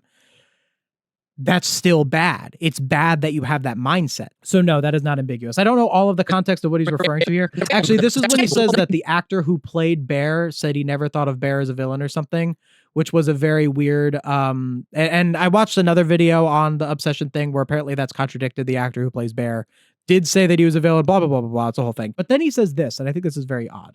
Like, are you all equally upset about the Disney Channel original movie Zapped? I don't know what the Disney Channel original movie Zapped is. I didn't look in that one. Or but 16 Wishes. But then he says, are you equally upset about Zapped or 16 Wishes? So I didn't watch 16 Wishes because it seemed like a lot, but I did look up what the wishes were in 16 Wishes. And none of the wishes in 16 Wishes, at least according to the 16 Wishes wiki, none of the wishes in 16 Wishes are for the protagonist to make someone fall in love with her. The first wish is for her to meet Joey Lockhart, who I assume is the love interest. Just to meet him. Not to make him fall in love with her, just to have an opportunity to prove herself to him. Which I don't think there's anything wrong with that. Anyway, the rest of the wishes are more stuff like, I'll be a good dancer, I'll get my driver's, I'll be popular. Like, it's all right, whatever. What I mean is, like, that's not, like, he's just being inaccurate. I'm assume that Zapped is similar, but maybe it's not. Just because fundamentally, these are all the same movie. Like, and then he says, fundamentally, these are all the same movie, but I don't know what he's talking about with this, because when people say that Bear is the villain because he wished for her to love him, they're not criticizing the movie. They're saying that the movie is good because the character is the bad guy and the movie is criticizing the character for doing this. So that means that the movie is good. So I don't know why you're saying that they're criticizing.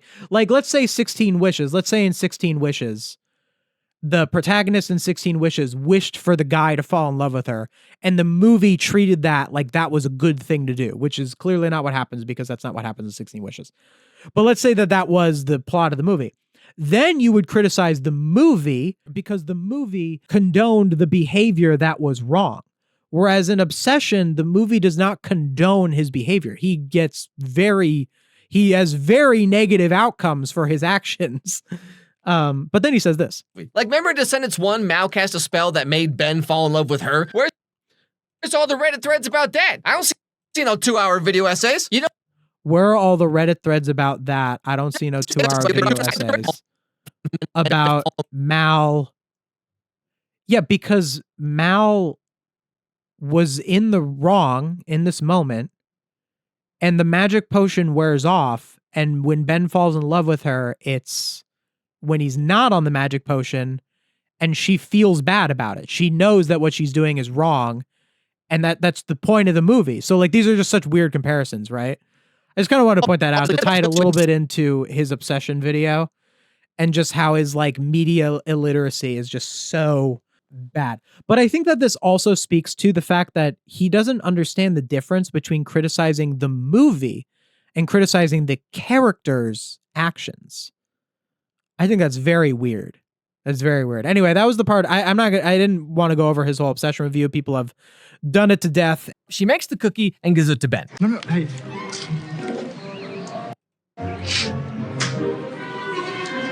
Just say she makes the cookie and gives it to him. Why are you showing the shot? How you feeling, bro? Okay, sorry, just real quick question here, guys. What's going on with Jay over here? Is he okay? But anyway, so turns out What? Wait, why are you asking? Is he okay? He said the what is this line he's criticizing? How you feeling, bro? Wait, he said it because he knows that, again, he wasn't paying attention to the movie, because Jay was there when Mal made the love potion. So he's asking him, how are you feeling? Because he's trying to figure out if it worked. He thinks he said that for no reason. He actually thinks that Jay said that for no reason, that it was like just a weird thing that he said out of nowhere. okay, sorry, just real quick question here, guys. What's going on with Jay over here? Is he okay? But anyway, so turns out the cookie worked. Yeah, he's okay. He's fine because he's acting completely in character as he would in that moment. And now Ben loves Mal so gosh darn much, he just has to sing about it. You know, like you do. So now that Ben is, You know, like, it's a musical. but not just a date, okay? It's like a date, you know what I mean? So to prepare for this, Evie helps Mal. It's just a like a no, it's a well, I mean, I guess they go to a particular romantic place, but like, yeah, it's a movie. It's a romantic movie that takes place in a fantasy world. So yeah, I don't know, a date. Just, Look less like herself. this guy does not know what he's doing. Like 7 years ago, he's been doing this This was 7 years ago. He has gotten no better. Like, this is the same video as the Mario Galaxy movie. He has not improved. He's not done anything more. He has just been going through the motions, collecting his check, doing this nonsense for years. And it took being sexist for him to get called out. And like, that's great that we called people out for being sexist. Like, that's awesome. We should do that. We should do that for everyone who's sexist. That's totally fine. But why did he even get that far? Why weren't we calling him out 7 years ago for getting millions of views on videos that have no substance? I think that there's a bit of an intersection here too, between the fact that this person is so bad at commentary and they also are sexist. Like, do we think that there's a bit of a correlation there?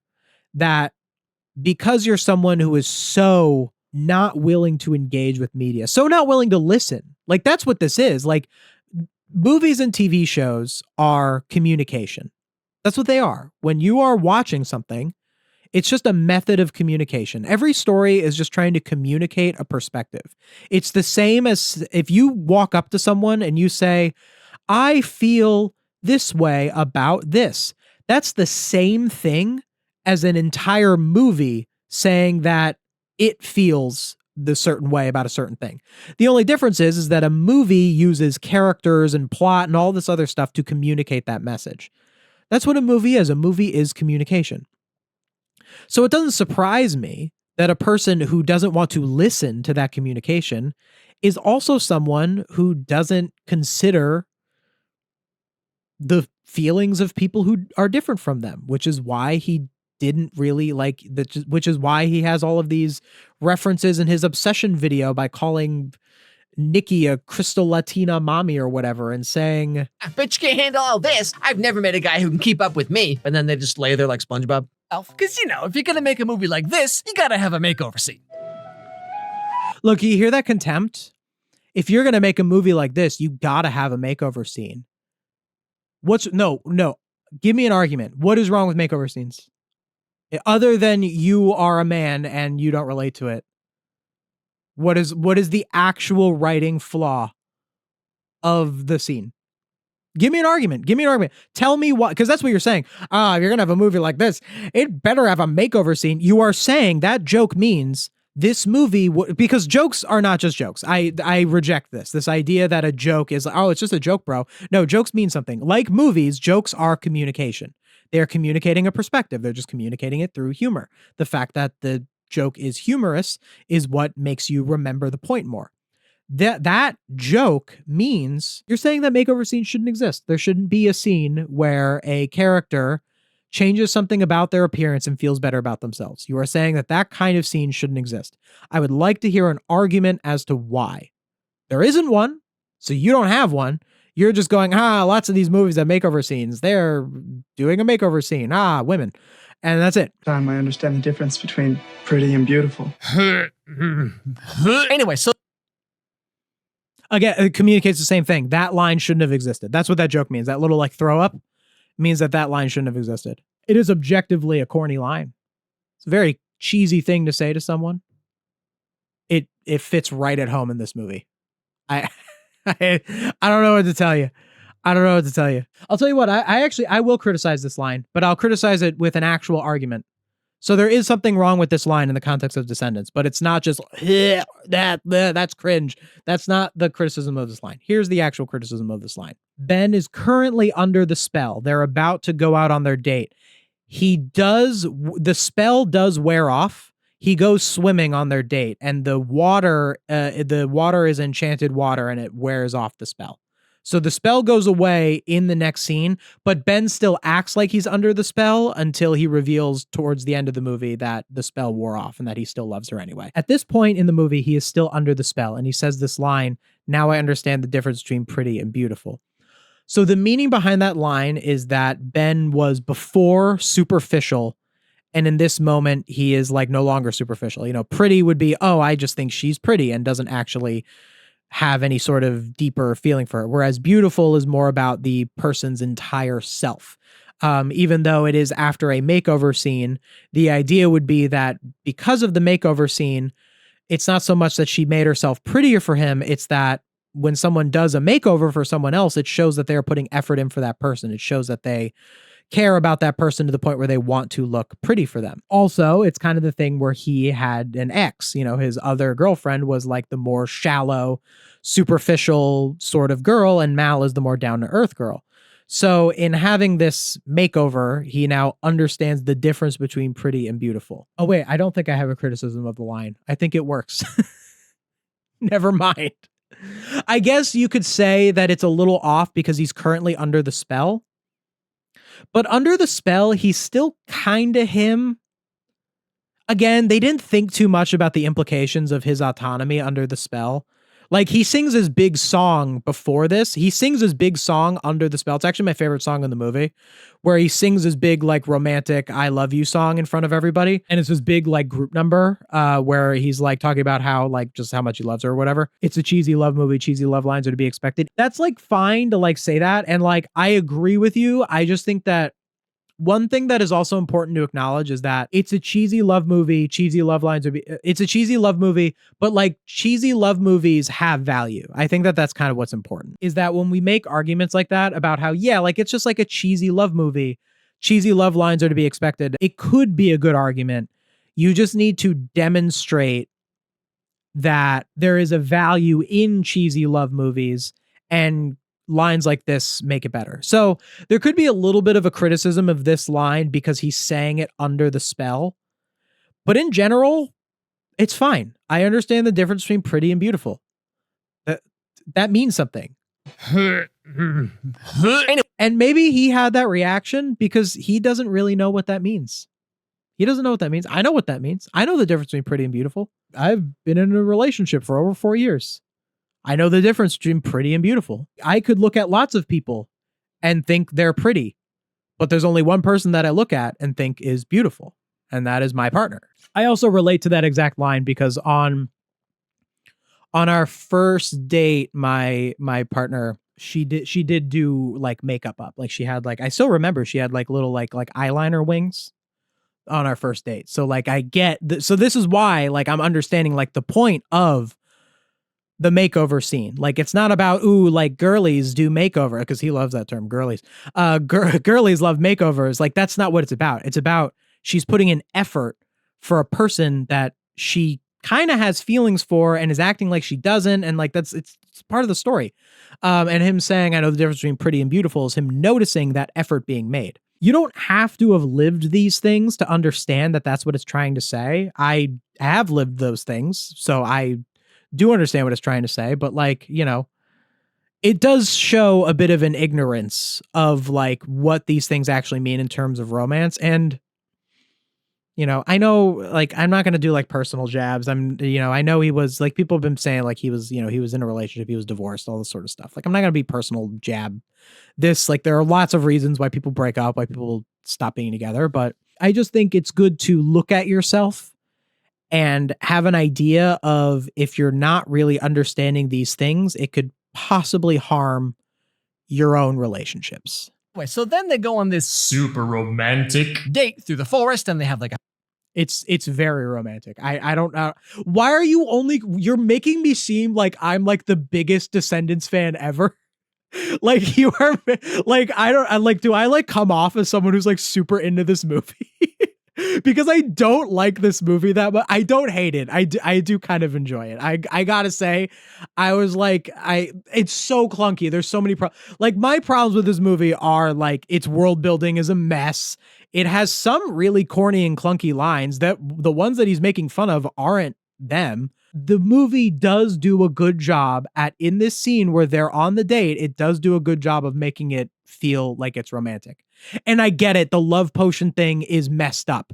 It's not respecting his autonomy. But if you look at just how the scene is structured, yes, it is a romantic scene. So like, I don't know why you're saying with contempt that this is romantic. You sound like you're on the verge of switching the focus of the channel from SpongeBob to Descendants. In watching Descendants again, it did make me kind of think about doing like a Descendants video. It's just not, it wouldn't do I don't think it would do very well. picnic by the lake that Ben set up beforehand, and look at me, I'm Ben, I'm so perfect. Oh, he's mad. Oh, bro, that was so funny. So is this guy conservative or something, and that's why his opinions of movies are so shallow? I'm pretty sure he's not conservative. I wouldn't say that he's like some bastion of wokeness, like how I hope I come off as. I think he probably would be decently left-leaning. I don't know. He is weird about women. He's not conservative because that's why people were mad at him. If Matt Walsh said the stuff that Alex Meyers said, it would not have had the same amount of controversy, because Matt Walsh says things that are 10 times more wretched and evil than that every time he opens his mouth, So it's like I think a part of it was that this is a person who's like sometimes weird about women if you really look into him, but like is in general, like the obsession stuff is like way worse. But then you look at like some of the stuff that he says about women, like in this video, not as much in this video. Like, I mean, there's a couple of bad things. And it's like, that's weird. But like, no, he is not. I don't think he's a conservative. I think that just one video exposed some true beliefs of his that he probably kept under wraps because he knew that it would be bad. But there's a point where like your true beliefs just come out at some point. Left-leaning people can still be weird about women. Oh, of course they can. Of course they can. I'm not saying they aren't. On average, they are less likely to be. Let's look at this part again. Then they go on this super romantic date through the forest, picnic by the lake that Ben set up beforehand, and look at me, I'm Ben, I'm so perfect. So Dude, I don't want to do like personal attacks, but like what other conclusion can I make from that? Then he is saying that I would never do this for someone. Like, that's what that means. Oh, Ben is such a jerk doing this. Who does this? He's making me look bad because I would never do this for someone. I would never do a picnic by a lake in front of some pillars. Why not? It's not even that much effort. Like, okay, what did he even do that was so much effort? So this place already existed in, like, he didn't build these pillars. He didn't build this place. It was already there. He just found a romantic spot and he set up a picnic. That's not that hard to do. I've done that. I've done that many times where I found a nice place to have a picnic and then you have that as a date. Why are you acting like he did so much and he's such a try hard? Like, what? And set up beforehand, and look at me, I'm Ben, I'm so perfect. So he's so mad. If you're someone who is not the kind of person who would get like as much attention as, a guy like Ben, how Ben is portrayed to be in the movie, he's supposed to be the the guy that the girls like that's who he's portrayed as, he's on the sports team. It's not football. I was going to say he was on the football team, but they play like it's actually kind of cool world building. They play like this one sport in the movie where it's like, they have like shields and stuff and they like shoot like foam crossbows. It's actually pretty cool world building, to be honest. But anyway, he's on the big sports team.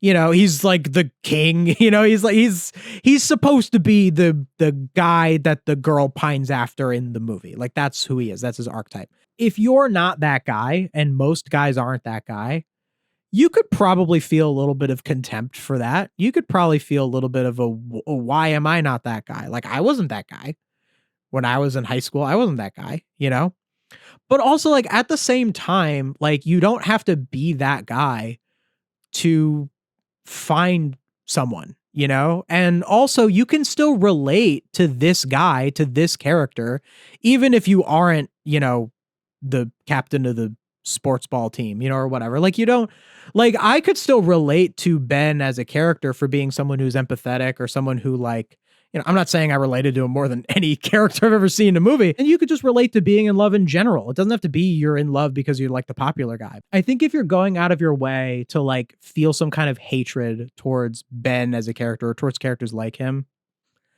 I think that does speak to something that maybe you should think about for yourself. Like, why do you hate these people? Like, why do you hate Ben? Like, do you hate Ben because he reminds you of a person who was similar to Ben, but was also like a huge jerk? maybe there was a person in your high school who was like Ben, who like got all the girls, but he also would like cheat on those girls. You know, when he would get with a girl, he would cheat on her or something. And like, that makes him a jerk. I guess Ben does that too.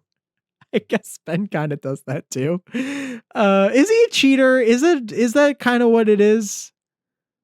In the way that the movie is structured, it's very clunky. I would say it's more so that he broke up with Audrey and got with it's a whole thing. It's not what I'm talking about. Like, what I'm talking about with like the guy who is a jerk in your own life, who you are projecting Ben onto, or who you are projecting onto Ben, is not the same. Like, you need to look at the story for what it is, which is it's showing a romantic moment between two people.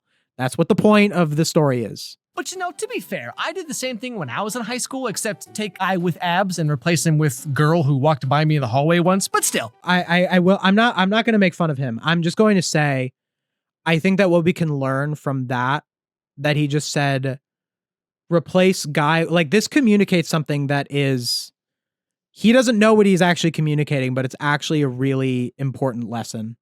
Except take guy with abs and replace him with girl who walked by me in the hallway once. But still. So he's saying that to Mal, she starts to have really strong feelings for Ben because she sees him shirtless, which is not true. He's acting like the reason that she falls for him and sings the song is because she sees him shirtless, but she was falling for him way before that. We already talked about how she did the makeover scene. That was before that. But anyway, he's saying replace guy with abs with girl who walked by me in the hallway once. Saying that, like, to Mal, it takes like a lot for her to fall in love with the guy. She has like very high standards or whatever.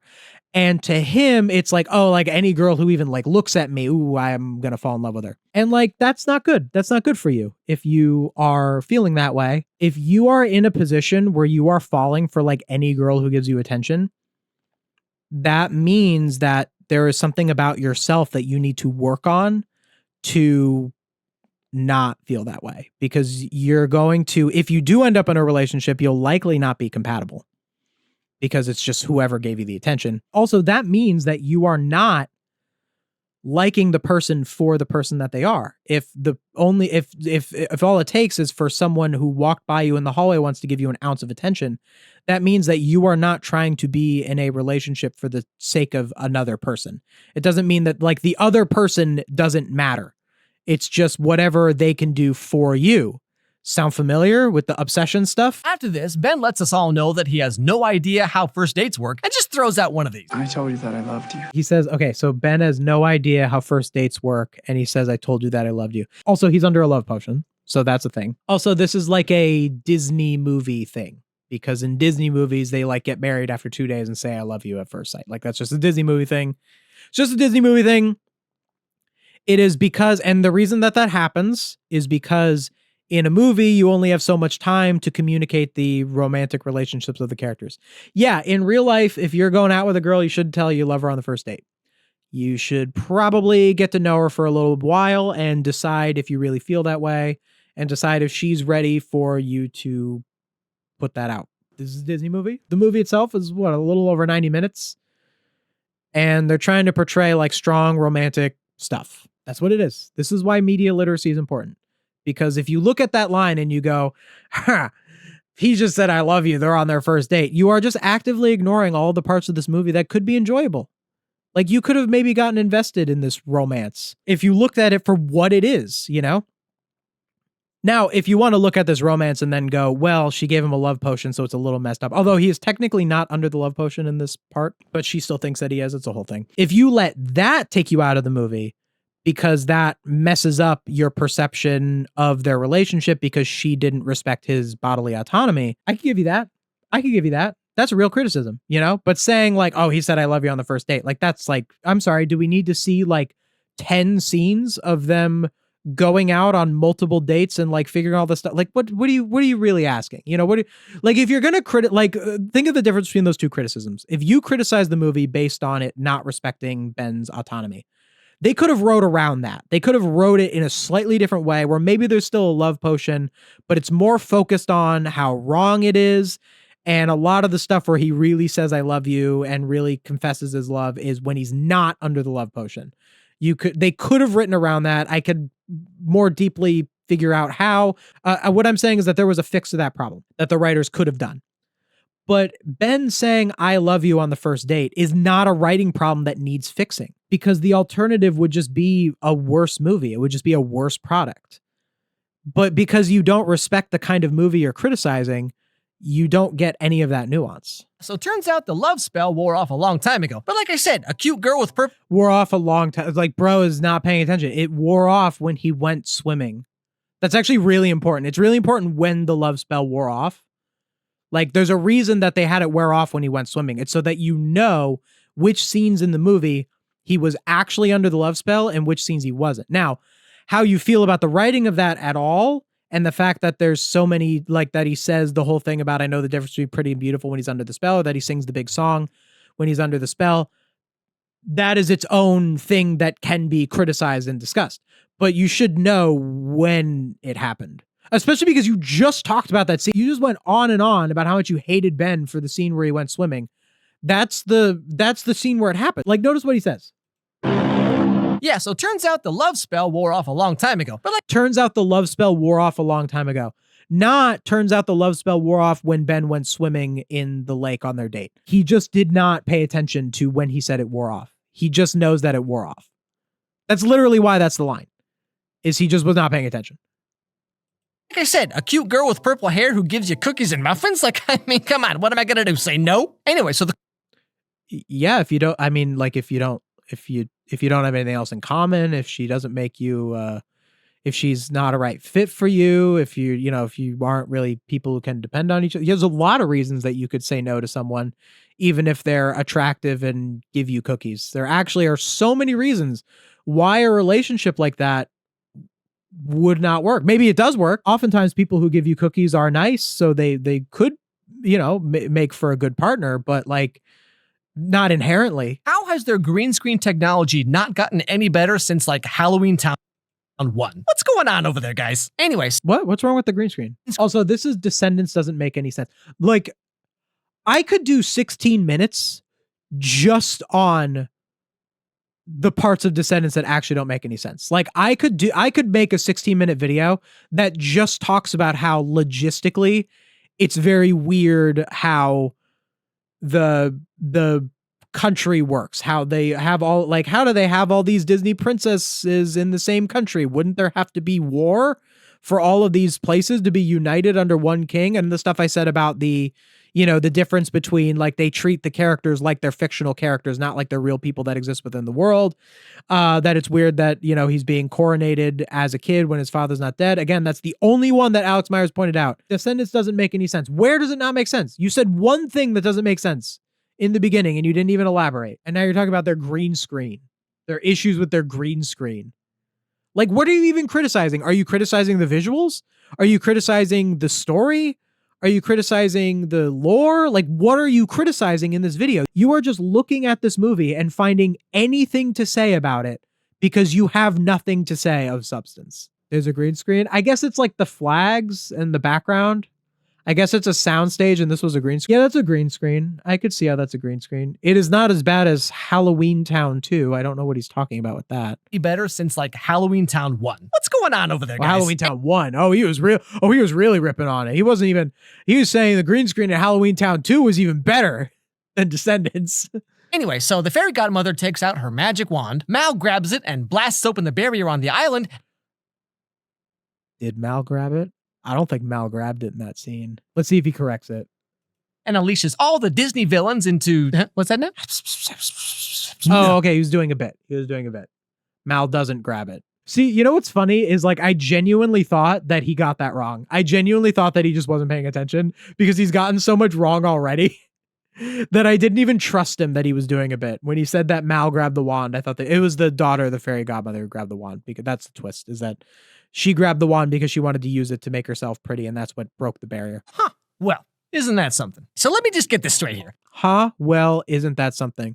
Pro tip, if you're a film reviewer and your only commentary is something like, huh, that's something. Oh, that was good. Huh, that was funny. You're not good at your job, and you need to seriously reassess why you want to be a film reviewer if that is the extent of your reviews. Because, like, If that's all you have to say about films, why do you even want to review films at all? If that's all you have to say about them. And it's because you don't want to review films. You want to take ownership over the films. I mean, I guess with Descendants, because I'm pretty sure Alex Meyers doesn't like Descendants, but I'm pretty sure the movies that he does talk about, like let's say Pixar movies, like he's probably a fan of Pixar movies. So he likes Pixar movies. And he does videos where he talks about Pixar movies and he basically just recaps them and adds like his bad jokes. He is in his mind taking ownership over these Pixar movies. He is in his mind being like, yeah, I am doing the Pixar movie. He looks at these Pixar movies and he likes them so much. Now he feels like that Pixar movie is now a part of him. That thing that he likes is now a part of him. It's not what reviewing movies is. Reviewing movies is about providing your own commentary to something. And now, like, he did it with stuff that he likes, but, you know, negative stuff does get more views. Critical stuff gets more views. So he sees something like Descendants and he realizes that within his business model, talking about a wacky movie like Descendants is going to get him lots of clicks. And that's how you end up with this. Jane wants to be pretty. The wand is therefore going to destroy the barrier on the island. Just wham bam. What are you talking? Stop. Why are you? Descendants doesn't make any sense. Says the parts of the movie that make sense. Are you kidding me? He has said one thing that didn't make sense. And he has said like 5 things that make sense, including this one. Dude, she doesn't know how the wand works. It's her mom's wand. She doesn't use the wand like in her daily life. She doesn't know how it works. It's just a very powerful object that she grabbed because she wanted to make herself pretty. And because in the commotion, she blew open the barrier to the Isle of the Lost. It makes perfect sense. And in the moment when she grabs it, you don't know that it wasn't Mal. You don't know that it was actually Jane who did it. You think that Mal did it. So Mal was supposed to break the barrier of the Isle of the Lost. So it's a coincidence that she broke the barrier to the Isle of the Lost by accident when that was what Mal was trying to do on purpose. And it also allows Maleficent to be in the climax of the movie without it being Mal who frees her. Because if Mal freed her, then Mal would have been irredeemable. It would have been, she would be the villain. So it happening accidentally, you're criticizing all the parts of this movie that were good. There are parts of this movie that weren't good. You are not criticizing those parts. Like, how exactly does magic work in this world? I'd say it's, well, how does magic work in this world? They totally explain it. Magic works in this world. There's like spell books and you say certain spells, but magic also is magic, bro. What are you talking? Like every movie that has magic is like this, where like the magic is not super explained in every way. Like, would you say this about other Disney movies that are very, like, would you say that about the Fairy Godmother? It's like what she says, bibbity bobbity boo, and it turns the carriage, it turns the pumpkin into the carriage. Like, how does magic even work in this world? You know, she should have to say a specific spell and they should explain all this. No, man, like you're finding criticisms where there are none. What even was Jane's plan here? She's just gonna like make herself all purty in front of everyone as if her mom isn't just gonna undo the spell 5 seconds later anyway. And everyone. Yeah, she wasn't thinking rationally because she's a flawed character. What you think she had some Machiavellian plot? She saw the opportunity to solve her problem and she took it without thinking. Are you serious? She wasn't thinking ahead. Like this is not media criticism. This is so bad. This is so awful. He's worse than I thought. He's actually garbage. Remember, this got 13 million views and this is his most viewed video of all time. But still, like, how did this guy ever get anywhere with this level of criticism? Because I'm listening to my heart. I want to listen to my heart too. Have you ever noticed that that's like the solution to every problem in every Disney movie? But like, Yeah, explain why that's bad. Explain to me why that is a bad lesson. Other than that is what happens a lot in a lot of Disney movies. Christopher Nolan actually recently said this. That was like the Nolan thing where it's like critics think that by merely pointing out a trope, they are doing criticism. You're not. You have to point out why the trope doesn't work. There's only so many different lessons any story could have anyway. Most stories are listen to your heart, be yourself. You could expand that even beyond Disney Channel movies. Have you ever noticed that that's like the solution to every problem in every Disney movie? Like, I tried that once and I did not get very far. Hey, you remember that time you went to Starbucks and the barista said, enjoy your drink? And you said, yeah, you too? Why don't we just think about that for 12 hours? Is that what he's referring to? That's not really accurate because that's not your, like, wait, hold on. So he's saying don't listen to your heart. It's like listen to your heart is a bad lesson because his heart tells him, hey, remember that thing that you have social anxiety about? You should harp on that. Okay, that's not your heart. Like, that's not what that means. That's not what listen to your heart means. Listen to your heart means be yourself. What you're referring to is anxiety. First of all, there is no listen to your heart. Your heart doesn't actually make decisions for you. Your heart just pumps blood in your body. Saying listen, your heart is a representation of your deeper feelings. So your heart does not produce love. It's all in your brain. Anxiety would more so be represented by the brain. So it's not really listen to your heart. Listen to your heart would be like follow your dreams or like understand what's good and right. That's what listen to your heart means. Not give in to your social anxiety. Or how about that time in high school when Jessica randomly asked if you wanted to come over and study and you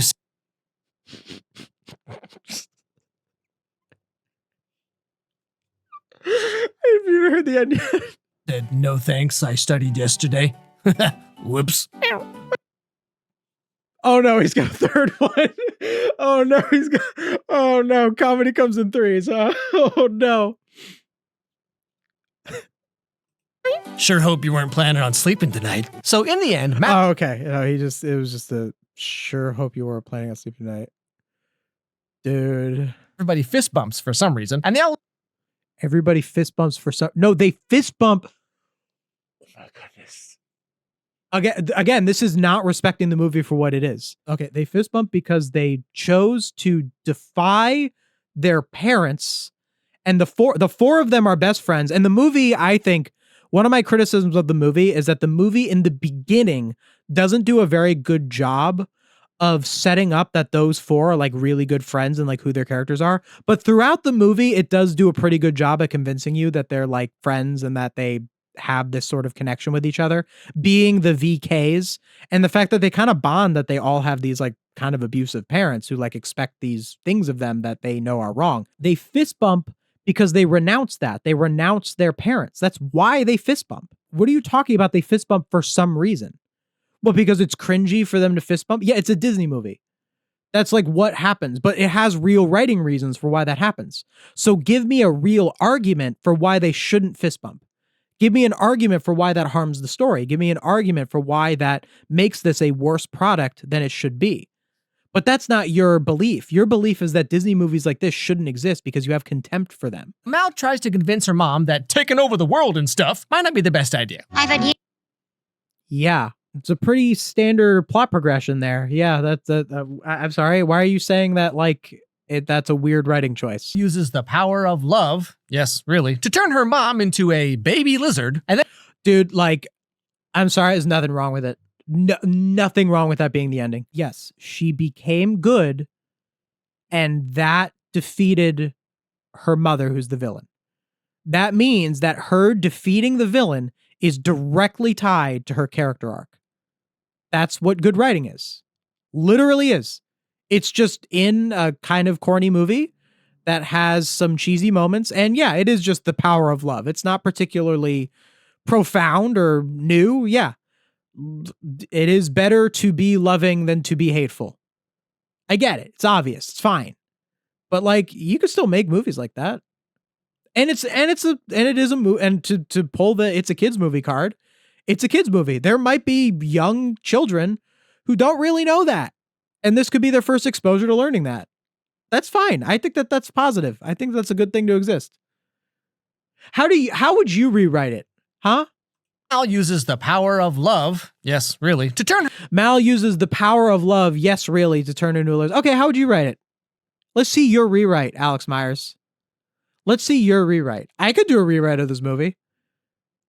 I could totally do a rewrite of this movie. I could rewrite Descendants. I could have made it, I bet I could have made Descendants 20% better. If I sat with the script and really went and did stuff, I think I can make it 20% better. What's your rewrite, Alex Meyers? I'd love to see it. And everyone sings and dances and all that Disney stuff. Now this Just saying it with such contempt. You know what I said when I got to this scene because I was watching with my fiance? Blizzard, and then she gives the wand back and everyone sings and dances and all that Disney stuff. When I watched this a few days ago with my fiance, I actually said something similar. I was like, "Oh yeah, we gotta have the big finale or something like that." I said something along those lines, where like I pointed out that it was like a cliche, that is like how Disney movies end. But do you just hear the like nastiness in his voice? Because that's how Disney is. Yeah, I'm sorry. Are you against the concept of endings of movies or, you know, musicals more so, having like a lot of the characters like dancing and singing like a big, strong way to close out the thing that you just watched? I know people rip on this a lot with animated movies, like the dance party ending is often ripped on. And there's some problems with dance party endings. You can have a nuanced discussion of it. But this is a literal musical. Yeah, it would have a finale. That is them dancing and singing. That is celebrating and also it makes sense. They just had a celebration. They just crowned the guy king, and it's weird that they crowned him king at 16 and all that sort of stuff. But like there is something that is worth celebrating. They're not dancing for no reason just because the movie's over. Now this movie is a musical, right? But I don't know. The songs are It's a musical. so few and far between that it's actually kind of jarring when suddenly everyone starts singing and then you're Was that an actual criticism? It's true. Descendants could have used more songs. I don't know what to tell you. Broken Clock. I agree. Yeah, it could have had more songs. I don't think it was particularly jarring when they had musical numbers. I think there were enough that, like, because musical movies don't usually have as many musical numbers. Like, let's actually compare. Okay, so there's 7 songs in Descendants. And 1, 2, 3-ish, 4 of them are big group numbers. If you even count Be Our Guest. Be Our Guest is more of like an Easter egg. So there's really only 3 major numbers, including the finale in Descendants. That is pretty few and far between. Let's compare it to High School Musical. High School Musical started something new. I haven't seen High School Musical in a long time, so forgive me if I get anything wrong. But Get Your Head in the Game, that's a big group number. Stick to the Status Quo, big group number. We're all in this together. It's 3. Same structure. 7 real songs, one of which is Be Our Guest. High School Musical has 9. It seems like there's more songs in High School Musical, even though there's the same amount of big group numbers. That could make a difference. If it had 2 more songs, I think it would have felt meaningfully different. I could give him that. suddenly everyone starts singing and then you're like, oh right, yeah, this again. This movie's Bro hates musicals. Bro does not like when they sing.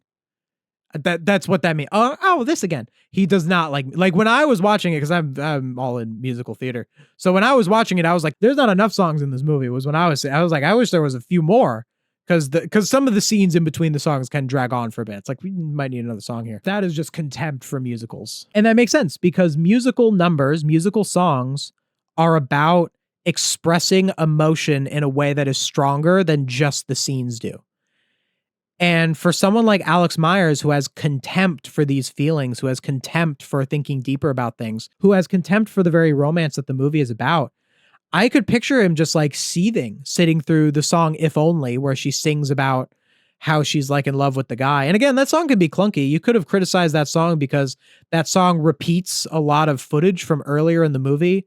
I feel like the lip sync looks very weird in that song. Like there's a lot of times where like it doesn't, you kind of aren't believing that she's really singing it. Like she's really singing it while standing right there. You can kind of tell that it's recorded in a sound studio and it's being lip synced through her. So they kind of compensate with these shots of it going like, it's showing like flashbacks, and there's lots of shots where it's far away when it should have been a close up and all this sort of stuff. Like those are the criticisms I would have had on that song. Not that it was a song. It's good that it was a song, and the song itself does work. Like it's performed well, it's sung well, it's written well to the point where you get what the character is going through. There's just little nitpicks on it. It's also full of what I like to call Disney Channel personality. What I mean is like all the Oh boy. characters are supposed to be around like 16 or whatever, right? And yet they all act like they're maybe 10. What? Wait, what? I don't even understand what I'm hearing. Evidence, please. I thought he was going to say that they were 16, but they talked like they were like 30. because the dialogue was written by adults, so they talk to adults. Like they're too, like something like in the scene where Mal is like explaining why they shouldn't be evil. It's like too mature. It's like a 16-year-old wouldn't be able to like form these thoughts. He's saying the opposite. He's saying they come off like they're 10. I don't know what he's on about. That's nuts. That is a bananas thing to say. I do not know. I don't even know what to make of that. If this was an actual kids movie, of course everyone would act like this, but I'm not sure 16-year-olds qualifies as a kids movie age demo. No, it's a kids movie. Descendants is absolutely a kids movie. What? Are you serious? First of all, the characters are 16, but the target audience is like 8. You know, like the target, I mean, like you could maybe enjoy it when you're 16, but the target audience is like much younger kids. But it wouldn't be as enjoyable of a movie if they were that young. You couldn't really do a lot of the romance plots. The actors wouldn't be as experienced. Like this is very common where the movie will be, the characters are in high school in the movie, but the target audience is much younger kids. With like kids in it, this would be fine. But like 16? Anyway, so with the Show me an example. Show me an example of this. You are talking out of your butt. I gotta say, I have an even lower opinion of him. Okay, so let me take you through my journey of learning about Alex Meyers. So I first didn't really know much about him other than that he said some weird stuff about obsession and that it was sexist stuff. I didn't know what it was. I didn't know like what he said. I didn't know what was going on. A chatter just said, go check out Alex Meyers. So I did. And I watched his Mario Galaxy movie video and I had a very low opinion of him after that Mario Galaxy movie video. I thought he was, I thought it was garbage. Then I watched his obsession video because I felt like I had to just do my due diligence. Then I had a very low opinion of him. And I don't think my opinion of him as a person could have gotten much lower after that. The bar is already in hell at that point, but as a content creator, because I think when I was watching the obsession video, I was focusing so much more on the like awful stuff he was saying. But like this 13 million views 7 years ago. Yeah, I'm really going to say it. I do think that content like this should not exist. I really do. I don't think that it should be like banned. I think that's a bit, I don't think you would be able to meaningfully go after this kind of content from that standpoint. But I think that we, as the audience, should reject content like this. I think that we should reject it, reject its existence, reject watching it. We should criticize people who make content that's this bad. Like, this is completely meaningless. And it actively muddies real criticism. Someone who watches this video will probably come out of it, the average person will probably come out of it feeling like they already like kind of got their review on Descendants. And then they wouldn't watch, let's say there's other videos out there that actually do break down Descendants in a way that is meaningful. They then won't watch that because they're like, oh, I already watched the Descendants video. Like, it's just actively taking away from real commentary. For the sake of what? Like, why? What value is this? Just random garbage jokes and recapping and just like going, that joke's silly. Oh, that line is silly. Like, this meant nothing. It doesn't even say how it doesn't make any sense. That's baffling to me. Descendants doesn't make a lot of sense, but you're not saying how. Organic slop. Well, like, I think that's what we should really learn from this, is that this isn't just about AI. Like, this is No Villains Are Safe. He is No Villains Are Safe. He is not meaningfully different. He isn't. Other than maybe he said like the one thing about how it like could have had more songs or something. Like, that's like the slightest improvement over No Villains Are Safe. But he's No Villains Are Safe. He's the same.